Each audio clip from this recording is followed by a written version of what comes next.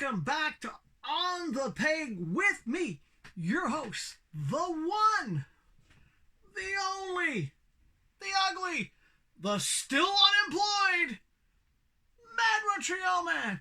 And today we're doing a very special Vintage Corner. That's right. Now this shirt should give you an idea. It's like second clue. I gave you a clue last week. Ron Perlman, Quest for Fire guy. If you remember that movie, you're old. Basically played this character twice in live action. There was a third live action movie of this character, but it wasn't as good as the Ron Perlman ones. Now I'll give you a little hint. Little hint. Oh, that's right. It's baby Hellboy. Oh, we're doing the Hellboy movies. Both movies with Ron Perlman, 1 and 2, of course, the Golden Army. But we're going to do them in order, somewhat.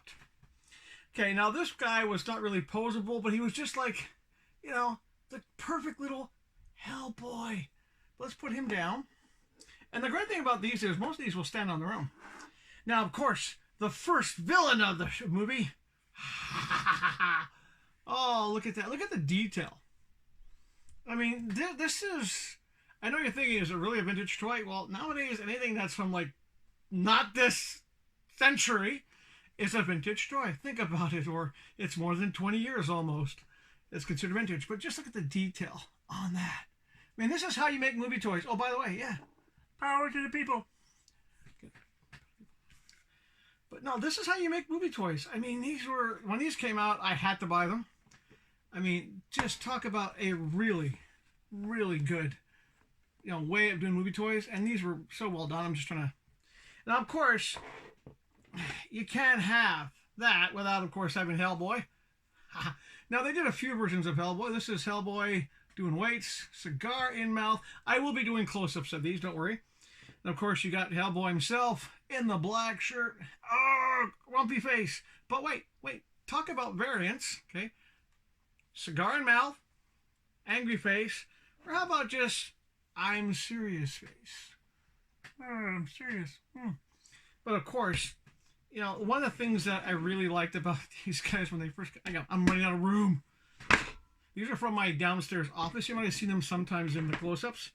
Now, one thing that was really cool about the first movie, I won't say it was this bad guy, because he was cool. Let's talk about the one that was very unique to get. This actually was from the... Oh, well, of course, you gotta love Abe Sapien. And he also had a variant. He had basically shirtless. And you had that one as well. Look at that. Look how good that is. Okay, but one of the things that made the first movie was basically... It was so well done. It's based on a comic book. If you don't know, Mike Mignola's Hellboy, great comic book series. But the thing about these that was so great when they came out, they actually looked like the characters from the movies. This actually looks like the monster. It's articulated everywhere. And no, I do not have the original packaging for these. I'm sorry. I got them. I was like, I got to put these on a shelf. Yes. So we're going to cut away so I can do a close-up of all of these guys. Yeah, one at a time. It's going to take some time, but, hey, we have time. It's Friday. I'm not working. Don't remind me. But now let's continue with these. So let's do a close-up of each. And then we'll be back. We'll do a close-up of each. Then we'll do a,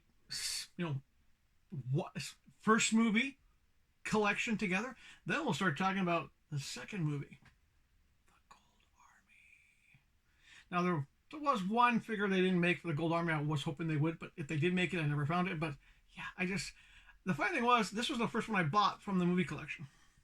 I just thought, man, he's so creepy looking.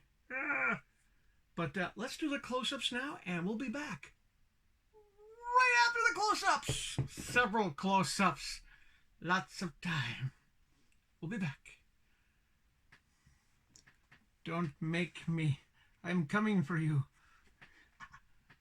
I'm sorry. I mean, I watch a movie every year. Can you tell?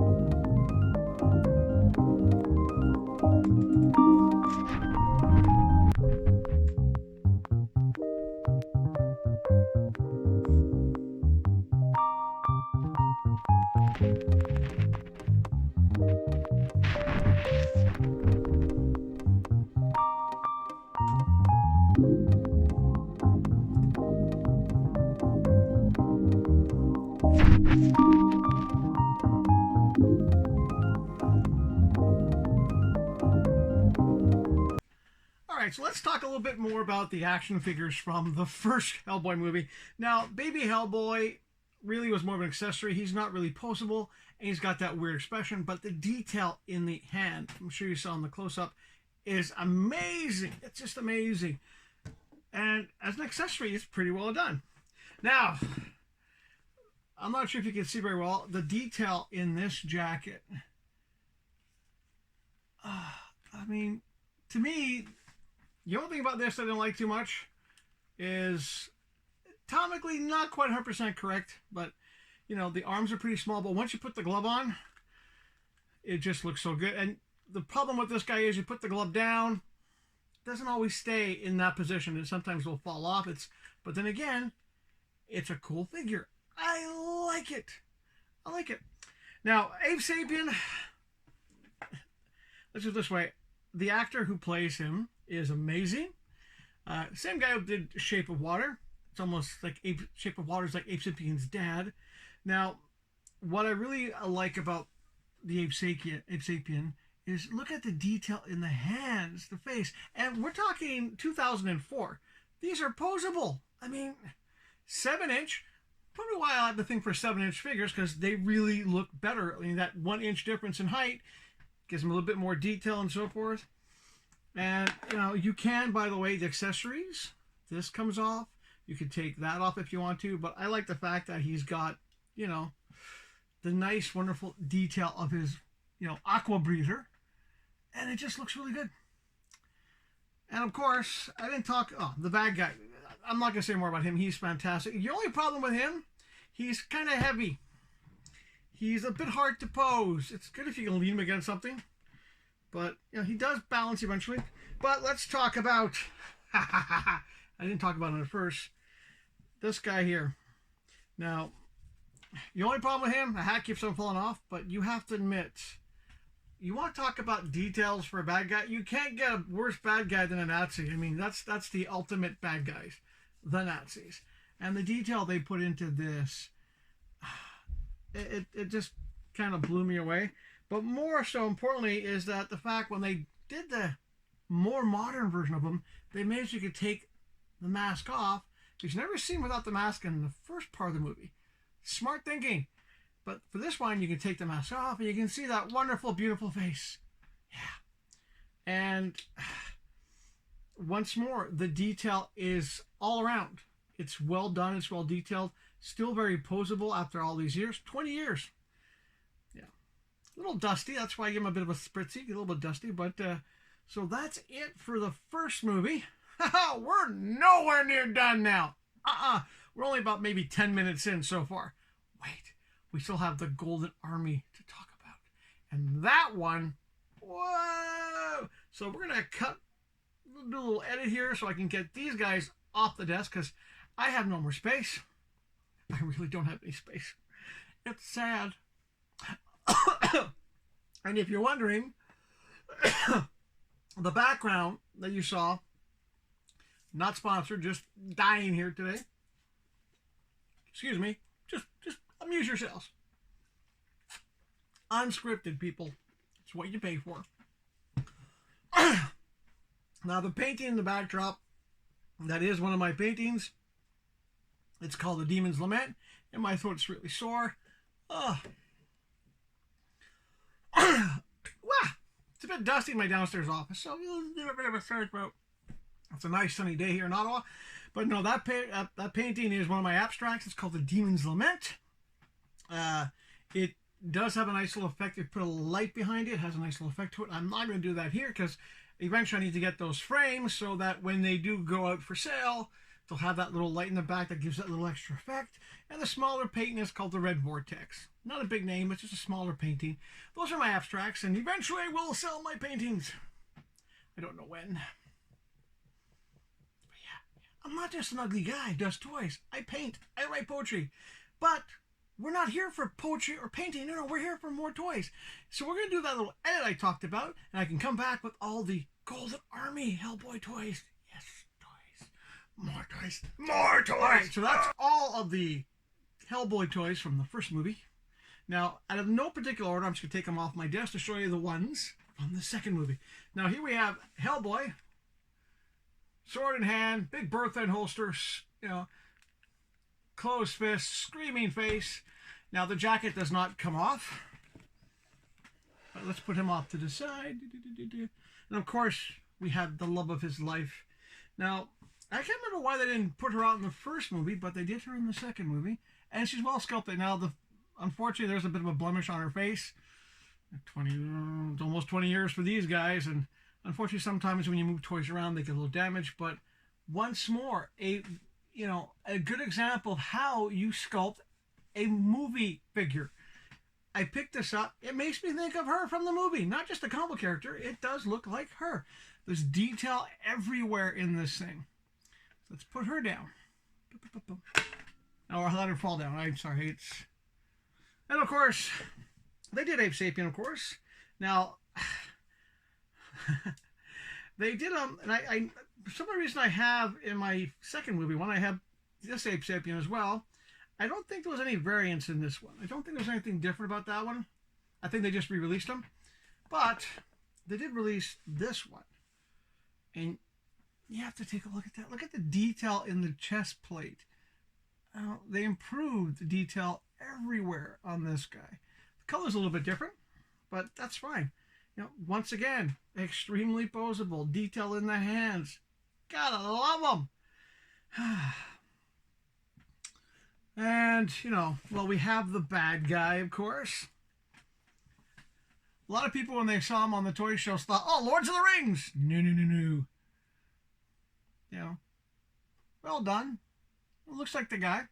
There was one that also came out that I think of this as more of an accessory, really, because she's not really posable. This one was disappointing. I thought they would do something a bit better with her character, but it's really just I can put my hands up and down. I'm a decor. Then again, she didn't have a lot of action stuff in the movie, so I can sort of understand why they didn't do a lot with her. Now, of course, you have to have Hellboy with the horns. Haha. The funny thing is, I can't remember what action figure the jacket went with. I think it went with her, but I can't remember. But in the box I have of the accessories, because these are all on a shelf, down in my office. I can't remember whose jacket this belongs to, but whatever. Cool jacket.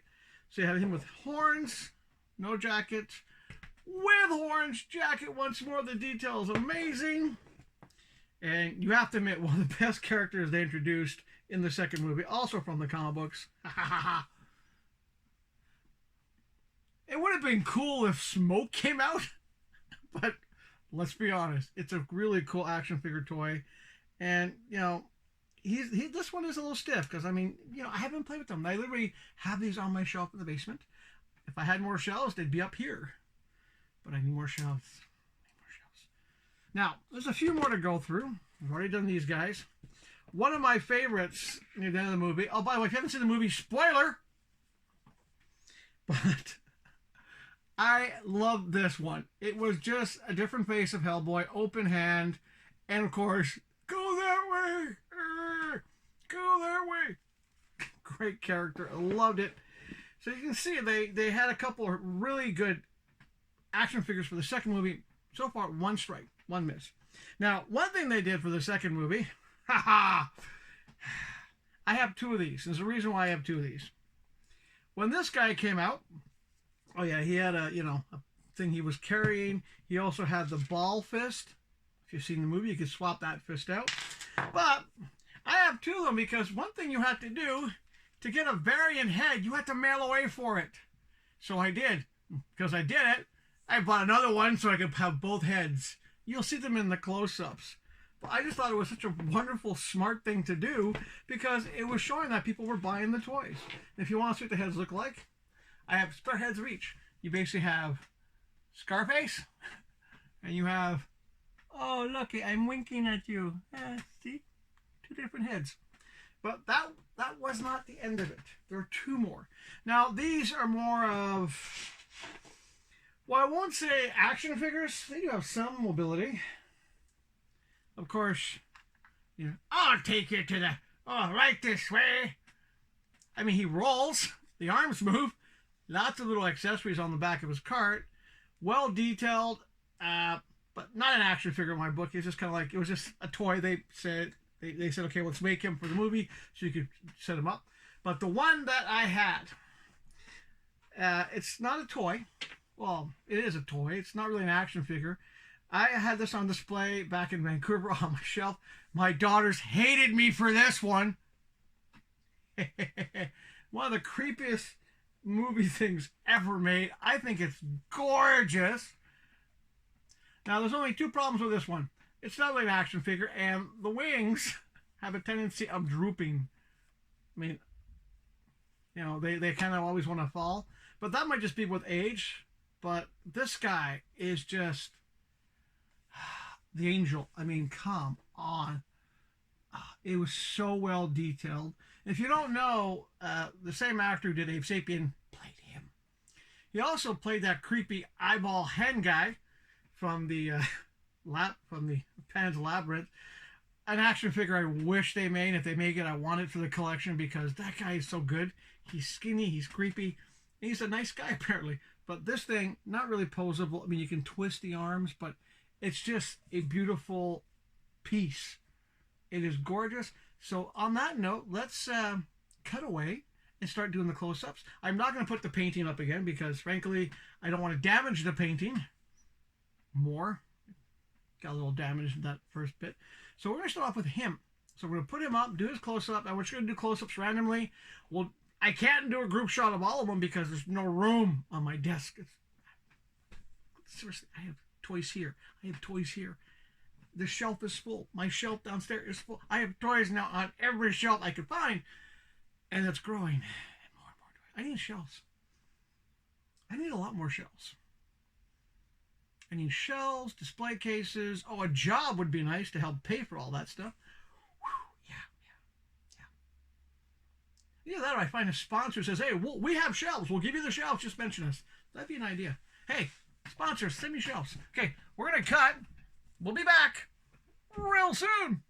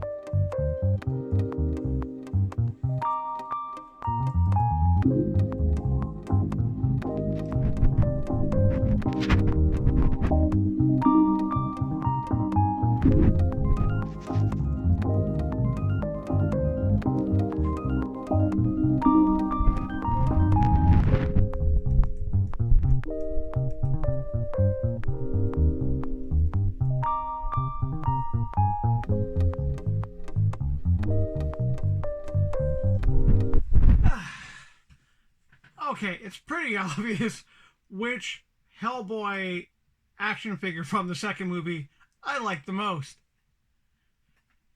It's just a fun action figure. For the three that weren't really action figures, they look good as well. And I just love the fact that he's cute, he's cuddly. But no, that's pretty much it. Now, I would love to have a shelf or have them all on display, because downstairs in my office they're actually on sort of like two shelves, separated a little bit. But the thing is this, these were not the first Hellboy toys ever made. These were the first movie toys made. There's also some Hellboy animation toys they made afterwards. I don't think they made any Hellboy toys for the third movie. I don't think they did. If they did, I didn't see any. But no, this is one thing I do recommend. If you don't have these in your collection and you're a fan of Mike Mignola's Hellboy, or you're a fan of Ron Perlman and the Hellboy movies, the first two, even the third one wasn't that bad. It had some problems, but it just wasn't Ron Perlman. I would say if you can find them, pick them up. They are fantastic. You will not get the variant head, though. You have to mail away for that. I remember doing that. It was fun. I was like, oh, what the heck? I'll send away for it, and came in a tube. It was just so well packaged too as well. But as you can see, one of the reasons why I complain about other movie toys is that when you start off collecting movie toys like this, the detail, the attention to detail that they put into these guys, then you get these, you know, a good example would be the Shazam movie toys, that Wonder Woman. You can see why I have a thing that I don't really want to buy movie action figures too much, because for the most part, this is the bar. The bar was set way up high, so when you get stuff like that Armored Wonder Woman, which is down here, and or the face sculpts just don't look good, that's kind of like why. That's why I enjoy these Hellboy action figures. They've been on my shelf going back when I first got them. I do recommend if you see them, pick them up. You might have to go to toy conventions for these. For example, if you're in Europe, I know there's a lot of these toy conventions in Europe. I see them all the time on YouTube. In Canada, there's a couple of toy conventions from time to time. I know Ottawa has one, but it's so far away. It's pretty much at the airport. But no, I do recommend if you see any of these, pick them up, especially the Angel of Death. It's not an action figure really. It's it's a with real, but it's so detailed and it just looks so good when you put them all together. Well, that's it for the special. That's it. I tried to keep it a bit shorter than the usual show because I don't have to open up any packages. I'm just literally saying I like my toys. I hope you like them too. Now, coming up on next week's show, we have a lot of figures to go through again. A lot. So I'm going to basically just back out for a second. I'm going to basically just do a quick cut. I'm going to show you the shelf. And I'm not even going to tell you what else I have. Just give me a second. Actually, just stay there. I'm not even going to edit. I'm just going to unscripted leave the screen.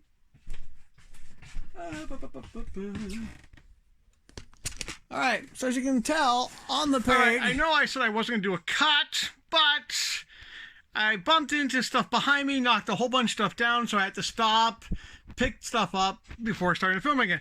But as you can see on the peg shelf, we've got quite a few action figures still to go. They've been sitting down here for a while, and we're talking, a whole bunch of stuff that we have to review still. A lot to review still. Whole bunch to review.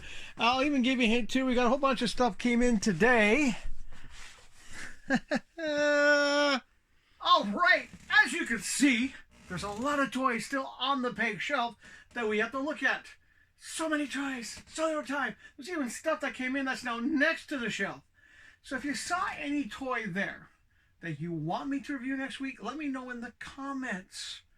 I'm just saying. Now, if you want me to review these guys, I might take one off the wall, review it. Let me know. I think it looks cool having them on the package like that. Marvel Universes. Yes. I'm not just a DC guy. I actually like Marvels too. Now, next week on the show, just to give you a heads up, I don't want you being shocked next week. Be prepared. We have a lot of toys to do next week as well. Look, the shelf is full. It's full of toys. I need shelves. I really do need shelves. As you can tell, the sun has gone down. Oh, the sun has gone down. Now, I don't want you guys being shocked next week, but there will be more toys to talk about. There's also going to be another episode of the Vintage Corner.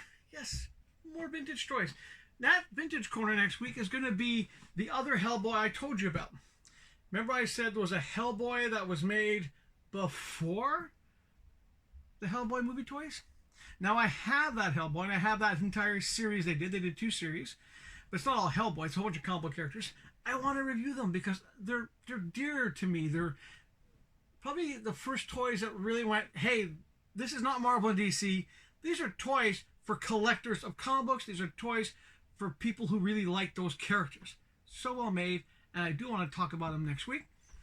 So that's on next week's Vintage Corner, which won't be an entire special. It's just to be part of the regular show. Now, a lot of toys to do. So many toys to view. Which kind of brings up a funny story. Because when I went down to GameStop, hey, you thought it'd be no plug today. Ha!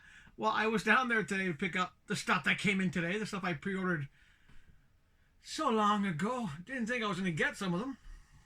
I was surprised. There's one I thought was sold out. I managed to get it. They only got 2 in. Again, it seems to be a trend lately, getting toys in Canada. You better pre-order. But when I was down there, and not my buddy Casey, but one of the new guys who works there, asked me, he goes, so how many toys do you have? Good question. And I go, well, what do you mean? He goes, well, how many of these DC Multiverse toys do I have? I go, well, probably about over 200 by now. He goes, how long did that take? And I went, only about 4.5 years. My buddy Casey goes, oh, he's got more than that. So maybe 250 to 300 DC Multiverse toys. These guys. Who knows? I also have a lot of Marvel Legends, not in packages anymore, because when my buddy at the 8th dimension, look, another plug, opened up the store, I made arrangements to have all my Marvel Legends were in package for him, except for the Marvel Universes. But I have a lot of toys. And I told the guy, I have a lot of toys. I've been collecting toys for years. I even have a complete line of the Cops action figures, not in packages, but the complete Cops line. And, you know, and I went, also have comic books. He goes, well, how many comic books do you have? How many boxes? And I go, well, 35 years of collecting comic books. I think at one point I had over 300 boxes of comic books. I haven't counted in a long time. I don't buy them anymore. I just occasionally buy a trade. And the guy's face was like, and I go, well, that's the joys of collecting. Yes, I'm a comic book junkie, or ex-comic book junkie. I'm now a toy junkie. It is an addiction. It's an addiction. We are junkies. We like collecting our toys. But you think of it this way. It's a healthy addiction. It is. It's a very healthy addiction. I mean, I don't smoke, so I don't have to spend $20 on a pack of smokes like twice a day. Toys come in, I pre-order, I get them, I talk about them, I put them on the shelf. They will last longer. I mean, can you imagine people who smoke? You literally spend that money on a pack of cigarettes, you smoke it, and it's gone. I buy a toy like Bizarro #1, and he's still here. He hasn't dissolved into the air. He hasn't polluted the air. He's there. He'll be there probably even after I'm gone, and my daughters will have to deal with all this. It's the same with comic book collecting. It's a healthy addiction. Now, there are some downsizes that need to be made every now and then because, sometimes you get too many of something. And I have sold comic books in the past. I have sold toys in the past. I'm not going to be one of those collectors now who gets doubles everything. I did that for a while. Never doing that again. Having to have 2 of each. 1 in package, 1 in out. No, those days are over because I want to enjoy my toys. And toys should be taken out of the package. They should be put on display and appreciated. Now, there is one major problem with collecting toys like I do. They take up a lot of space. That's why I need shelves. Lots more shelves. The other thing is, too, when people come over, what do they see? They see toys. Pretty much every sort of area, there's a toy somewhere. Apart from my book collections, my DVD collections, there's toys in my living room. I have a living room shelf that's full. It's full. It is packed. That's why I need shelves. And my basement office has got toys. I even have a couple in my upstairs library / my bedroom. So that's one sort of like negative about being a collector. It takes up space. Same with comic books. I mean, comic books take up a lot of space. The other thing is when people come over, if they're a guy, they'll go, wow, this is really cool. This is impressive. This is like commitment. The down effect or the downside to that is anyone else comes over, they're going to go, are you a man-child? Because, can you imagine if I was socially active, which I'm not, no plans to. I brought a wonderful person over. They would walk in and see this insanity that is the House of Madness and go, okay, I'm leaving now. It's true. It's crazy. It's crazy. So if you have a partner, and hopefully that partner you have in your life is as crazy as you, or is willing to put up with your craziness, that's all the best. That's the best thing to have. But that's pretty much it. This has gone on a while now. I want to have a shorter video than normal, but it's going to be a little bit longer because I'm talking unscripted. Yep, definitely. Now, that's it for On the Peg for this week. Now, tomorrow, if you want, you can go over the Mad Montreal Man channel on YouTube, my other channel, the older channel, and at some point tomorrow night, probably around the same time as this, there'll be the new episode of the Montreal Man Show. That's right, I have another show. I also have TikTok, but TikTok is really just me ranting whenever I have something I want to get off my chest. Montreal channel is more of a mix of things, and the Montreal Man Show is just basically me making commentary about stuff. Yeah, pretty much stuff. That's it. that's pretty much it. So as usual, I just want to say from the bottom of my heart, from the deepest, darkest depths of my depressive soul, thank you for watching the video. I hope you like, I hope you subscribe, and if you want to know when the shorts are coming up, because there will be 2 shorts next week, the best thing I would say is hit that little bell icon, because I don't schedule my shorts. The show's on Friday nights most time, but the shorts are who knows when. Who knows when? It's like, it's at my whim, my discretion. Oh. But no, that's pretty much it. I really do appreciate you guys. And as I always say, no matter how bad the world is or how bad your life is, and trust me, the world is messed up. Boy, is it messed up. Yeah. Bring on the apocalypse. It's a messed up world. And if your life is messed up, and trust me, I know it's like, as my life is definitely in the shitter lately. Oh, I said the shitter word. Who cares? You know, I'm having a, everyone who knows me knows this is not a good time for me because I'm not working. Money's tight. I have this face. But one thing I always say in all these videos is stay positive. Because no matter how bad it is, if you stay positive, that little bit of positivity can make the day go better. I stay positive by, of course, I have my toy collection. I do these videos because I hope you enjoy them. I hope you get a laugh, either at me or with me, hopefully. That's the whole point. I'm doing these videos, keep the brain active, stay young. And if you're not having a shitty life, well then good. Keep going. Keep that positive attitude going. Keep it going. You know, it's one of the things nowadays, very few people stay positive anymore. A lot of people get overwhelmed. You know, they're not working, they have other problems, they get overwhelmed by it. One thing I always say is hang on, stay positive, and if you need to, like I said, reach out, talk to someone. You know, saying I'm fine is one thing, but sometimes you have to say I'm fine and then actually talk to somebody. You have to do something to stay positive. Do videos. I'll watch your videos. Do videos. I'll watch them. I mean, you watch mine. By the way, why do you watch mine? Really? Are you demented? Are you insane? I hope so, because it's more fun that way. And on that note, once and for all, thank you so much for watching the show. I hope you had a good time. Have a great weekend, and we'll see you next week. Take care. So many toys. So little time. So little time. So many toys.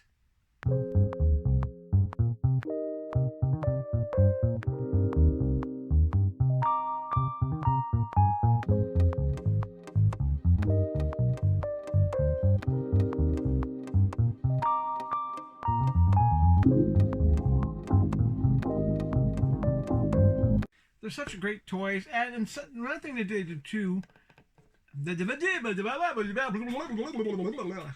Okay, that's a minute wasted.